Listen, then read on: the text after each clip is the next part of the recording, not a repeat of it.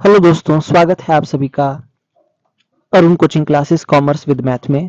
तो आज मैं आपको बताऊंगा इनकॉर्पोरेशन और रजिस्ट्रेशन ऑफ कंपनी के बारे में। तो पिछले लेक्चर में मैंने आपको प्रमोशन के बारे में बताया था, तो आज मैं आपको इनकॉर्पोरेशन और रजिस्ट्रेशन के बारे में बताऊंगा।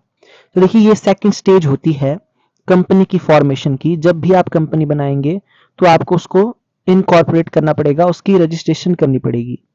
So under this, after performing certain initial activities, documents are to be submitted in the office of the registrar। ठीक है, तो आपने जो प्रमोशन वाला काम कर दिया, उसके बाद आपको कंपनी के जो डॉक्यूमेंट्स हैं वो सबमिट करवाने पड़ेंगे रजिस्ट्रार ऑफिस में। उसके बाद a certificate of incorporation is received after depositing a certain fees. उसके बाद क्या होगा कि जो इनकॉर्पोरेशन सर्टिफिकेट आपको मिल जाएगा जब आप जो है कुछ फीस जमा करवाएंगे। उसके बाद A company comes into existence only after incorporation यानी कि रजिस्ट्रेशन। तो कंपनी एग्जिस्टेंस में तभी आएगी जब उसकी कॉर्पोरेशन इनकॉर्पोरेशन यानी कि उसका रजिस्ट्रेशन हो जाएगा। Till the time company is not incorporated it can not be called company from the legal point of view. देखिए, जब तक कंपनी का रजिस्ट्रेशन नहीं हो जाता, उसकी इनकॉर्पोरेशन नहीं हो जाती, तब तक हम उसको लीगल पॉइंट ऑफ व्यू से कंपनी नहीं बोल सकते। The procedure incorporating a company can be divided in the following parts। तो देखिए, यहाँ पे बताया गया है क्या प्रोसीजर है कंपनी की रजिस्ट्रेशन उसकी इनकॉर्पोरेशन का। तो पहला है प्रिलिमिनरी एक्टिविटीज। देखिए, ध्यान से देखना आप इस आज के लेक्चर को। Before approaching the registrar for incorporation the following preliminary activities are perform. देखिए, जब आप आरओसी में यानी कि रजिस्ट्रार में जो है वो इनकॉर्पोरेशन कंपनी करने जाएंगे, कंपनी की इनकॉर्पोरेशन रजिस्ट्रेशन मतलब उसकी करने जाएंगे, तो आपको कुछ प्रीलिमिनरी एक्टिविटीज करनी पड़ेगी। पहले देखिए कौन कौन सी है। Registered office. तो first of all it is decided that in which state the company registered office will be located. तो कंपनी का जो है वो कार्यालय, रजिस्टर्ड कार्यालय कौन सी स्टेट में होगा, ये डिसाइड करना पड़ेगा। This decision is taken by the promoter. It is necessary to do so because the company is registered in that state only where it has is its registered office. ठीक है, तो देखिए ये बहुत जरूरी होता है क्योंकि कंपनी वहां रजिस्टर्ड की जाएगी उस स्टेट में जहां पे उसका रजिस्टर्ड ऑफिस होगा। सबसे पहली बात तो ये है। दूसरा है to decide the name of the company. For deciding the name of the company it should be confirm from the registrar office whether the permission for the name can be granted और not. ठीक है, registrar office से जो है permission लेनी पड़ेगी आपको कि नाम जो है वो ग्रांट किया जा सकता है या नहीं किया जा सकता। So the name of the company selected by its owner yet it should be in accordance with the section 20 of the Indian Companies Act। Company का जो एक्ट है उसका सेक्शन है 20, उसके अकॉर्डिंग कंपनी का नाम जो है वो होना चाहिए, यहाँ पे लिखा गया है। और ये नाम सिलेक्ट किया जाता है ओनर के द्वारा। The name of the company should not be similar to the name of some already existing company. देखिए, कोई पहले से एग्जिस्ट अगर कंपनी कर रही है तो उसका नाम जो है मिलता जुलता नहीं होना चाहिए उसके साथ। So it should not be objectionable to central government and at the end of name of company the word limited should be use. देखिए, अगर कोई कंपनी, देखिए गवर्नमेंट कंपनी है तो उसके नाम के साथ जो है वो लिमिटेड वर्ड का यूज होना जरूरी होता है। ओके, और जो प्राइवेट होती है उसके साथ प्राइवेट लिमिटेड का वर्ड जो है वो यूज किया जाता है। To get license under industrial development and regulation act 1951। देखिए क्या बोला गया है। Keeping in mind the balanced development of the country, the government has passed the above act and in 1953 made some amendments in it। देखिए यहाँ पे क्या बोला गया है कि आपको जो है क्या करना पड़ेगा, कंट्री की डेवलपमेंट को ध्यान में रखते हुए गवर्नमेंट ने जो है एक एक्ट पास किया था। ये जो 1951 एक्ट है इसको पास किया था और 1953 में इसमें अमेंडमेंट्स की गई थी। If the company is going to start any such business for which getting license is compulsory, then an application should be sent on a prescribed form to get such a license। तो देखिए, अगर कोई भी ऐसी company है जिसको अपने business के लिए जो है वो लाइसेंस लेना कंपलसरी है, तो उसको क्या करना पड़ेगा, एप्लीकेशन देनी पड़ेगी। ठीक है, एप्लीकेशन देनी पड़ेगी उसको ऐसे लाइसेंस को प्राप्त करने के लिए। तो ये जो एप्लीकेशन है कहाँ सेंड की जाएगी, send to the secretary trade and industry ministry government of India New Delhi, यहाँ पे आप इसको सेंड कर सकते हैं। अच्छा, जब आपने देखिए रजिस्टर ऑफिस का पता मतलब आपने लोकेट कर लिया कि यहाँ रजिस्टर्ड ऑफिस होना चाहिए स्टेट में, नेम भी आपने रख लिया, लाइसेंस भी आपने ले लिया। उसके बाद टू मेक नेसेसरी अपॉइंटमेंट, देखिए तो कुछ लोगों को आपको अपॉइंट करना पड़ सकता है, जैसे कि अंडर राइटर्स हैं, ब्रोकर्स हैं, बैंकर्स हैं, लीगल एडवाइजर्स हैं, ऑडिटर्स हैं, ये अपॉइंट किए जाएंगे। और name of people who will be signing a memorandum of association are decided, ये जो है आपको डिसाइड करना पड़ेगा। To get the important documents prepared, तो आपको एमओए बनाना पड़ेगा, आपको आर्टिकल्स ऑफ एसोसिएशन जो है प्रिंट करना पड़ेगा, ये चीजें आपको करनी पड़ेगी। Sending application to the registrar after completing the above mention preliminary work, जो मैंने आपको 1 से लेकर 5 तक बताए, सारे काम करने के बाद promoters of the company present an application for registration to the registrar of the company that state where the company has its registered office। ठीक है, ओके। तो यहाँ पे क्या करना पड़ेगा, सारे काम करने के बाद जो प्रमोटर होगा कंपनी का, वो एप्लीकेशन देगा रजिस्ट्रेशन के लिए आरओसी में, जहां पे जो है of that state where the company has registered office, वहां पे जो है वो एप्लीकेशन देनी पड़ेगी। आई होप आपको ये समझ में आ गई होगी। देखिए हर एक स्टेट में अलग अलग आरओसी होता है, तो किस स्टेट में कंपनी का रजिस्टर्ड ऑफिस है और उस स्टेट में जो आरओसी होगा, रजिस्ट्रार ऑफ कंपनी होगा, वहां पे एप्लीकेशन हमको देनी पड़ेगी। अच्छा, उसके बाद है देखिए two documents to be filed with registrar along with the application the following documents to be filed। तो कौन कौन से डॉक्यूमेंट्स हमको जो है वो जमा करवाने पड़ेंगे। सबसे पहले है मेमोरेंडम ऑफ एसोसिएशन। तो देखिए एमओए क्या होता है, memorandum of association. So it is a very important document. No company can be incorporated without memorandum of association. It defines the objective of the company and determine the limit of authority. तो ये बहुत जरूरी documents होता है, कोई भी company इसके बिना जो है इनकॉर्पोरेट रजिस्टर्ड नहीं हो सकती है। तो ये क्या करता है, कंपनी के ऑब्जेक्टिव को डिफाइन करता है और जो है उसकी जो अथॉरिटी की लिमिट है उसको भी जो है वो डिटरमाइन करता है। MOA has certain basic points and on the basis of them the company incorporation is permitted. जैसे कि देखिए in public limited company minimum 7 and private company minimum 2 people get sign this document. तो देखिए एक public limited company के case में कम से कम 7 लोगों के साइन होने चाहिए और प्राइवेट लिमिटेड कंपनी के केस में 2 लोगों के साइन इस डॉक्यूमेंट पे होना जरूरी है। Each signatory must have at least 1 share each, ठीक है, और this should carry the necessary stamps also, और उस पे जो है कंपनी का स्टैंप लगा होना जरूरी है, ठीक है, मेमोरेंडम ऑफ एसोसिएशन पे। तो ये हो गया एक डॉक्यूमेंट जमा करवाना। दूसरा है articles of association.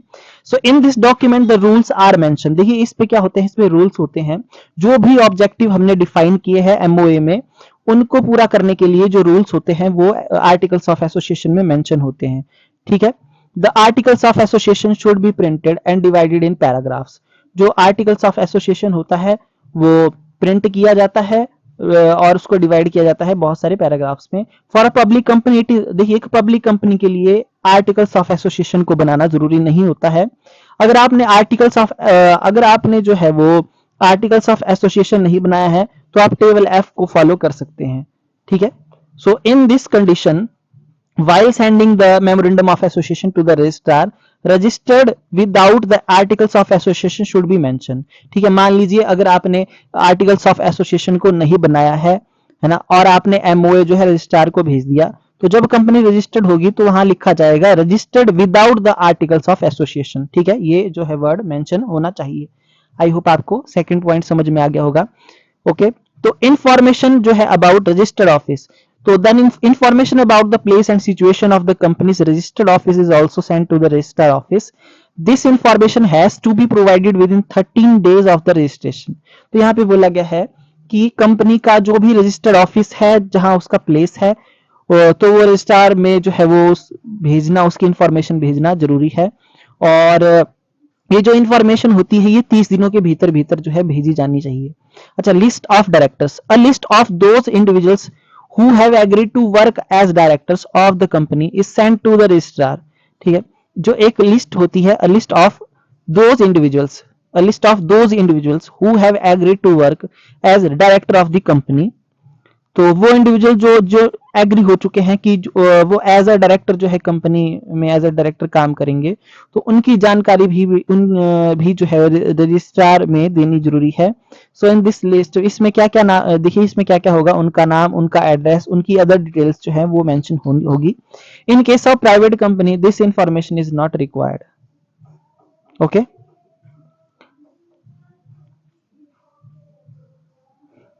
written consent of directors along with the list of directors, the written consent of these individuals should also be sent।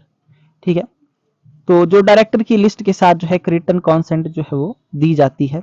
In case of private company no such consent is required to. ठीक है, private company के case में जो है ऐसी consent देना जरूरी नहीं है, डायरेक्टर की consent. Okay, undertaking regarding qualification share. तो देखिए क्वालिफिकेशन शेयर का क्या मतलब है। It refers to those shares which under the provision of the act the directors are required to buy, ensuring to have some stake in the proposed company। ठीक है, okay, जो मतलब डायरेक्टर को खरीदने जरूरी होते हैं। आई होप आपको समझ में आ गया होगा, वो है क्वालिफिकेशन शेयर्स। तो along with the written consent of the director another information is also sent is in which promise is made by the director to qualification shares। कि देखिए बोलने का मतलब क्या है, जब आपने जो है डायरेक्टर की कॉन्सेंट को भेज दिया, साथ में जो है आपको एक और इन्फॉर्मेशन भेजनी पड़ेगी कि डायरेक्टर ने जो है प्रॉमिस किया है कि वो क्वालिफिकेशन शेयर्स को जो है टेक ओवर जरूर करेंगे और जो है उनकी पेमेंट करेंगे। सो प्राइवेट कंपनी के केस में ऐसी कोई भी इंफॉर्मेशन भेजना जरूरी नहीं है। अच्छा, preliminary agreement with managerial personal if the company is managed by the director, managing directors, managers, secretaries and treasurers, then a copy of contract with them is filed in the office of registrar. तो देखिए यहाँ पे बोला गया है जो भी अगर जो है वो कंपनी की मैनेजमेंट जो है डायरेक्टर के द्वारा की जाती है, तो मैनेजिंग डायरेक्टर, मैनेजर्स की, सेक्रेटरी की, ट्रेजर की और उनके बीच जो भी मतलब कॉन्ट्रैक्ट हुआ है उसकी कॉपी जो है वो ऑफिस ऑफ रजिस्ट्रार को देनी पड़ेगी। प्राइवेट कंपनी की केस में ऐसी कोई भी इंफॉर्मेशन देना जरूरी नहीं होता। अच्छा, फिर है statutory declaration. At the time of the incorporation of the company statutory declaration जो है वो रजिस्ट्रार को भेजी जाती है, जो बताती है कि सारी की सारी जो स्टैट्यूटरी यानी कि जो लॉफुल ऑब्लिगेशंस है वो कंप्लीट हो चुकी है, ऐसी जो है वो डिक्लेरेशन हमको देनी पड़ेगी। फिर है payment of prescribed fees along with the above documents predetermined fees is also sent to the registrar of the company. तो सारे डॉक्यूमेंट्स हमने जमा करवा दिए, उसके साथ में जो ये जो फीस होती है ये पहले से डिटरमाइन होती है, तो आरओसी में ये भी जमा करवानी पड़ती है। This fees is deposited in the government of India account, यानी कि रिजर्व बैंक ऑफ इंडिया के अकाउंट में आपको जमा करवानी पड़ेगी। The rate of fee are given in the 10th schedule of the Indian companies act. ठीक है, और जो फीस का क्या रेट होगा वो किस में दिया जाना चाहिए, 10th schedule of Indian companies act में दिया जाना चाहिए। आई होप आपको ये समझ में आ गया होगा। अच्छा, फिर है स्पाइसी मैन। स्पाइसी मैन दिया गया है, देखिए जब भी आप कंपनी की रजिस्ट्रेशन करवाएंगे तो उसका रजिस्ट्रेशन सर्टिफिकेट यानी कि इनकॉर्पोरेशन सर्टिफिकेट आपको देखने को ऐसा कुछ मिलेगा, जहां पे लिखा होगा I hereby certified that dash name of company is this day incorporated under the companies act 2013 and that company is limited. ठीक है, अच्छा, given under my hand at Delhi this 3rd day of February 2020 deed stamp जो है यहाँ पे लिखी होगी, stamp duty on capital भी लिखा होगा और साथ में जो है आपका पैसे भी लिखे होंगे। ठीक है, रजिस्ट्रार की सील जो है यहाँ पे लगेगी और इस तरीके से जो है वो आरओसी दिल्ली, आरओसी जो भी स्टेट होगी उसका नाम यहाँ पे दिया होगा। ठीक है, अच्छा, यहाँ पे लिखा क्या है, आफ्टर कंप्लीशन ऑफ द अब फॉर्मेलिटी, जो भी ऊपर सारी बातें मैंने आपको बताई वो आपने पूरी कर दी, तो रजिस्ट्रार चेक करेगा और इंस्पेक्ट करेगा डॉक्यूमेंट्स को जो भी इनकॉर्पोरेशन ऑफ कंपनी से रिलेटेड होंगे। अगर वो सेटिस्फाई हो जाता है सभी लीगल फॉर्मेलिटीज से, है ना, then under the companies act 2013 आपको जो है इनकॉर्पोरेशन का सर्टिफिकेट दे दिया जाएगा। CIN यानी कि कॉर्पोरेट आइडेंटिटी नंबर जो है वो कंपनी को इश्यू कर दिया जाएगा। ठीक है, ये बहुत इंपॉर्टेंट होता है। इफेक्ट्स क्या होगा, देखिए अगर आप इनकॉर्पोरेशन करवाते हैं कंपनी की तो उसका क्या इफेक्ट होगा, तो कंपनी बिकम्स इनकॉर्पोरेटेड एंटिटी बन जाएगी। Certificate of incorporation can be presented court में आप कर सकते हैं एज अ प्रूफ, है ना, of the existence of the company. Company becomes an artificial person created by law and it's identity is considered separate from its member. ठीक है, और कंपनी जो है वो मान ली जाएगी कि वो आर्टिफिशियल पर्सन है और लॉ के द्वारा उसका निर्माण किया गया है और उसकी और मेंबर्स की आइडेंटिटी जो है सेपरेट हो जाएगी। Identity of the company becomes permanent हो जाएगी। अ private company can start it's business just after receiving the certificate of incorporation. तो देखिए, अगर कोई प्राइवेट कंपनी है, जब उसको इनकॉर्पोरेशन का सर्टिफिकेट मिल जाता है तो उसके तुरंत बाद वो अपना व्यवसाय शुरू कर सकती है। अच्छा, capital subscription. A private company और public company can which does not have share capital can commence its business just after getting incorporated. देखिए यहाँ पे क्या बोला गया, एक जो प्राइवेट कंपनी है या पब्लिक कंपनी है विच does not have share capital, जिसकी शेयर कैपिटल नहीं है, वो क्या कर सकती है, अपने बिजनेस को शुरू कर सकती है just after getting incorporated. Capital subscription stage and commencement of business stage apply only to public company with share capital. ठीक है, ओके, ये पब्लिक कंपनी के लिए अप्लाई होता है कैपिटल सब्सक्रिप्शन या commencement of business. Under capital subscription stage a promoter has to perform the following activities to collect the required capital. देखिए ये बातें जो हैं एक प्रमोटर को पूरी करनी पड़ती है। Company issue prospectus to general public and one copy of this send to the registrar. The banker receive application for shares. ठीक है, if the company receive minimum subscription, जो मिनिमम सब्सक्रिप्शन होता है वो होता है 90% of share issue. The minimum amount which has company given in the prospectus receivable from sale of share. ठीक है, मतलब वो मिनिमम अमाउंट जो उसको मिल जाना चाहिए जो शेयर प्रोस्पेक्टस में लिखा होता है from the sale of share. Then the directors pass the proposal of allotment and allotment letter is sent to the applicants. ठीक है, a return of allotment is sent to the registrar. If the company is not able to receive minimum subscription money within 120 days of issuing prospectus, then it cannot allotted the share and it has to be refunded money it has received on application। तो यहाँ पे क्या बोला गया, मैं आपको बता देता हूँ। अगर कंपनी को मिनिमम सब्सक्रिप्शन नहीं मिलती है तो 120 दिनों के अंदर अंदर जब उसने शेयर प्रोस्पेक्टस इशू किया था तो उसके विद इन 120 डेज जितना भी पैसा उसको मिला होगा वो वापस करना पड़ेगा, है ना, और वो शेयर को अलॉट नहीं कर पाएगी अगर उसको जो है मिनिमम सब्सक्रिप्शन नहीं मिल पाती है। तो when public company invites general public to the purchase the share of the public company, sorry, अगर एक पब्लिक कंपनी इनवाइट करती है जनरल पब्लिक को कि वो उसके शेयर्स को परचेज करे तो it can not allot the shares till the time it's receive minimum subscription. ठीक है, तो पब्लिक कंपनी के लिए मिनिमम सब्सक्रिप्शन जो है, मिनिमम सब्सक्रिप्शन की स्टेज बहुत जरूरी होती है। अगर वो पब्लिक को शेयर इशू करती है तो मिनिमम सब्सक्रिप्शन उसको मिलना जरूरी होता है। So this money is collected for the following purpose. देखिए जो मिनिमम सब्सक्रिप्शन होता है वो किस किस पर्पस के लिए कलेक्ट किया जाता है। For making payment of assets already purchased और to be purchased by the company. ठीक है, okay, to pay preliminary expenses और underwriter commission, to repay the amount of borrowed for the above two purpose और for working capital। देखिए अगर आपने asset कोई खरीदी है कंपनी के लिए तो उसकी पेमेंट करनी है तभी, या फिर प्रिलिमिनरी एक्सपेंस को आपने पे करना है, अंडरराइटर कमीशन को पे करना है, या जो है आपने कोई अमाउंट बोरो किया है for the above two purpose, या फिर वर्किंग कैपिटल के लिए जो है मिनिमम सब्सक्रिप्शन की जरूरत होती है। तो इसका यूज हम इन चार चीजों के लिए कर सकते हैं।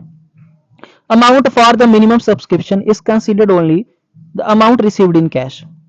जो अमाउंट होता है मिनिमम सब्सक्रिप्शन का वो कंसिडर किया जाता है only the amount received in cash. ठीक है, the amount payable in any other form except cash is not considered. तो उसको मिनिमम सब्सक्रिप्शन का जो अमाउंट है कैश में रिसीव किया जाता है और कोई और जो मोड होता है उसमें कंसिडर नहीं किया जाता। If any company with share capital is not issuing the prospectus, then company must send a statement in lieu of prospectus to the registrar at least 3 days in advance prior to the first allotment of shares or debenture। तो यहाँ पे लिखा गया है कोई ऐसी company है जिसके पास शेयर कैपिटल है और उसने प्रोस्पेक्टस इशू नहीं किया है तो कंपनी को जो है वो उसकी जगह पे statement in lieu of prospectus जो है वो रजिस्ट्रार के पास जो है देना पड़ेगा, और वो भी within 3 days in advance prior to the first allotment. जो फर्स्ट अलॉटमेंट होगी शेयर की या डिवेंचर की उससे 3 दिन पहले देना पड़ेगा। After this company has to be complete allotted allotment related journal procedure like sending allotment letter, issuing share certificate etc। और उसके बाद ही कंपनी क्या कर सकती है, जो है वो अलॉटमेंट लेटर सेंड कर सकती है या फिर जो है इशू शेयर का सर्टिफिकेट दे सकती है। ओके, तो मिनिमम सब्सक्रिप्शन का मतलब क्या होता है? The limit of minimum subscription का मतलब है 90% of size of share issue. जितना आपने शेयर इशू किया उसका 90% जो है कंपनी को मिल जाना चाहिए, वो होता है मिनिमम सब्सक्रिप्शन। ओके जी, तो ये था देखिए इनकॉर्पोरेशन के बारे में जो मैंने आपको बता दिया। तो इस वीडियो को आप बार बार देखिए, ये बड़ा इंपॉर्टेंट है और बड़ा जो है लेंथी भी है, तो इसके ऊपर क्वेश्चन आता है पेपर में। ठीक है, तो आज के लिए इतना ही। वीडियो को लाइक करिए, शेयर करिए, चैनल को सब्सक्राइब करिए और फेसबुक पेज को भी लाइक शेयर फॉलो जरूर करिए। Thank you so much.